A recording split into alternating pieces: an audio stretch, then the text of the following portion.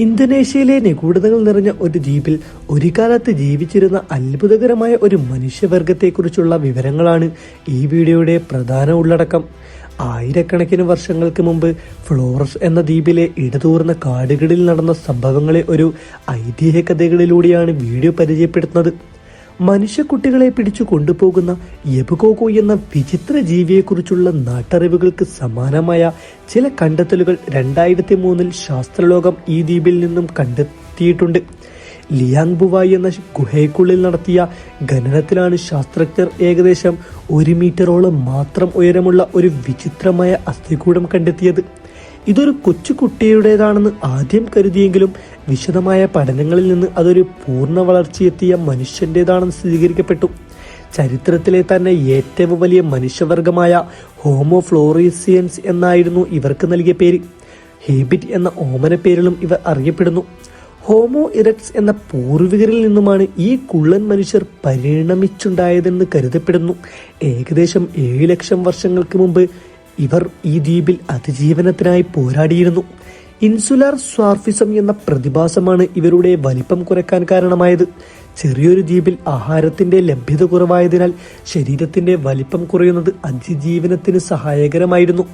ഇന്നത്തെ 5 വയസ്സുള്ള കുട്ടിയുടെ അത്ര വലിപ്പവും ഏകദേശം 32 കിലോയോളം ഭാരവുമാണ് ഇവർക്കുണ്ടായിരുന്നത്.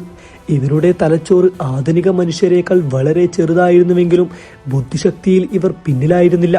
കല്ലുകൾ കൊണ്ടുള്ള ആയുധങ്ങൾ നിർമ്മിക്കാനും തന്ത്രപരമായ വേട്ടയാടാനും ഇവർക്ക് പ്രത്യേക കഴിവുണ്ടായിരുന്നു. നീളമേറിയ കൈകളും കാലുകളും മരങ്ങളിൽ കയറുന്നതിലും വനത്തിലൂടെയുള്ള യാത്രകൾക്കും ഇവരെ സഹായിച്ചു. അക്കാലത്ത് ഫ്ലോറസ് ദ്വീപ് വിചിത്രമായ ഒട്ടേറെ ജീവികളുടെ ആവാസ കേന്ദ്രമായിരുന്നു. ഒരു പോത്തിന്റെ അത്ര മാത്രം വലിപ്പമുള്ള കുള്ളൻ ആനകളെയും 6 അടിയിലധികം ഉയരമുള്ള ഭീമൻ കൊക്കുകളെയും അവിടെ കാണാമായിരുന്നു. എന്നാൽ ഈ കൊച്ചു മനുഷ്യർ നേരിട്ടുള്ള ഏറ്റവും വലിയ വെല്ലുവിളി കൊമോഡോ ഡ്രാഗണുകളായിരുന്നു. 10 അടിയോളം നീളമുള്ള ഈ ഭീകരജീവികൾ ഫ്ലോറസിയൻസ് വേട്ടയാടിയിരുന്നു. കൂടാതെ 20 അടിയോളം നീളമുള്ള പാമ്പുകളും കഴുകന്മാരും ഇവരുടെ ജീവന് ഭീഷണിയായിരുന്നു. ഇത്രയേറെ അപകടങ്ങൾ നിറഞ്ഞ വനത്തിൽ എങ്ങനെയാണ് അവർ അതിജീവിച്ചതെന്ന് അതിശയകരമായ ഒരു കാര്യം തന്നെയാണ്. ഏകദേശം 50,000 വർഷങ്ങൾക്ക് മുമ്പാണ് ഈ കുള്ളൻ മനുഷ്യവർഗത്തിന് വംശനാശം സംഭവിച്ചതെന്ന് ഫോസിൽ പഠനങ്ങൾ സൂചിപ്പിക്കുന്നു. അഗ്നിപർവ്വത സ്ഫോടനങ്ങളും കാലാവസ്ഥാ വ്യതിയാനങ്ങളും ഇതിന് കാരണമായേക്കാം. അതോടൊപ്പം തന്നെ ഇതേ ദ്വീപിലേക്ക് ആധുനിക മനുഷ്യരുടെ കടന്നുകയറ്റവും ഇവരുടെ വംശനാശത്തിന് ആക്കം കൂട്ടിയിട്ടുണ്ടാകാം.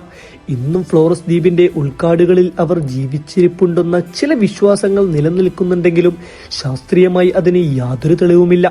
ഐതിഹ്യങ്ങളിലെ യബുഗോഗോ എന്ന ജീവി ഒരുപക്ഷെ പണ്ടുകാലത്ത് മനുഷ്യർ കണ്ടുമുട്ടിയ ഈ കുള്ളൻ മനുഷ്യരെ കുറിച്ചുള്ള തലമുറകളായി കൈമാറി വന്ന കഥകളാകാൻ സാധ്യതയുണ്ട്. പ്രകൃതിയുടെ അത്ഭുതകരമായ ഒരു പരിണാമ ചരിത്രമാണ് ഈ കൊച്ചു മനുഷ്യരുടെ ജീവിതത്തിലൂടെ വെളിപ്പെടുത്തുന്നത്. ഇതുപോലുള്ള വീഡിയോ നിങ്ങൾക്ക് കിട്ടാൻ ചാനൽ സബ്സ്ക്രൈബ് ചെയ്യുക, ബെൽ ബട്ടൺ ക്ലിക്ക് ചെയ്ത് വെക്കുക. Thank you for watching.